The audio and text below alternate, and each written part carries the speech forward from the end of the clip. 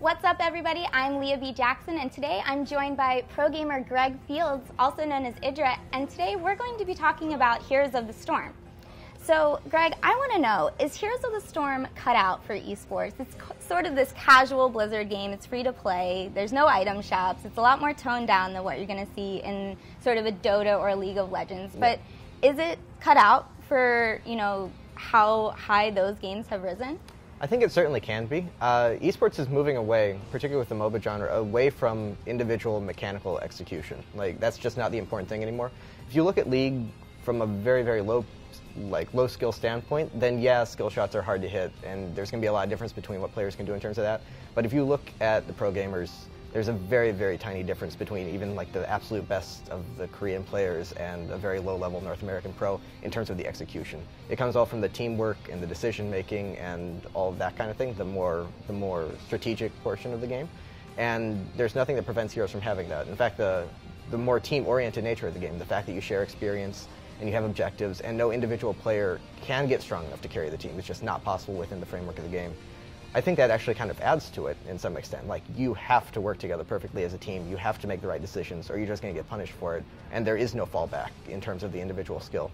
So if it is a competitive game, it's going to be a different kind of competitive game, but I think it certainly can be. And the other thing is we are looking at an alpha. Like, they've already said that they're planning on introducing more complex heroes, right. more difficult things. They're planning on branching out the talent tree, making that more in-depth. So I could definitely see it growing into a much more competitive game. It certainly has the basis for it.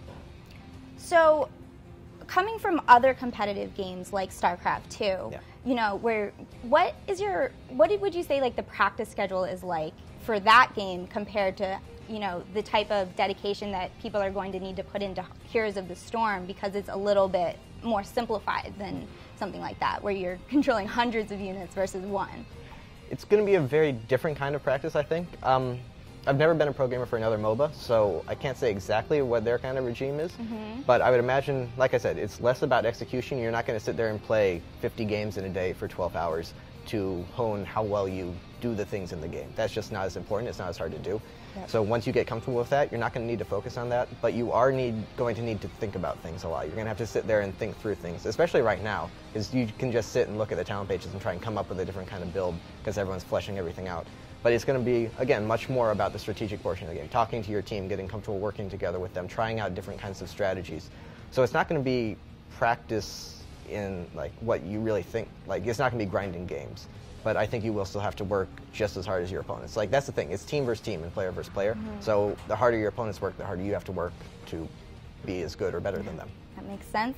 So do you think that eventually Heroes of the Storm will become as big as Dota 2 and League of Legends have become? And what do you think that the game needs to do to get to that level?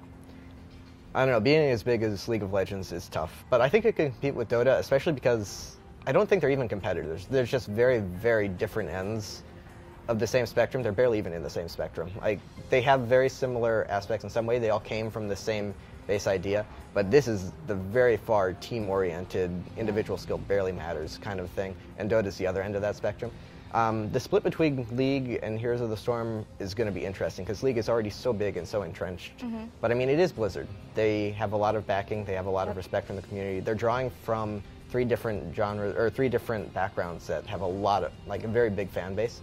So, I mean, if anyone can do it, I would say it's Blizzard and Heroes, but it's going to be tough to do. And as for how they actually do it, I think they do need to add a bit more complexity, a bit more individual skill. It's really frustrating to go in and just play very, very well and not be able to have that much of an impact on the game. Yes, totally. So that might just be my personal bias, because I do come from an individual game, a one-on-one background, and that's what I prefer. But I don't know.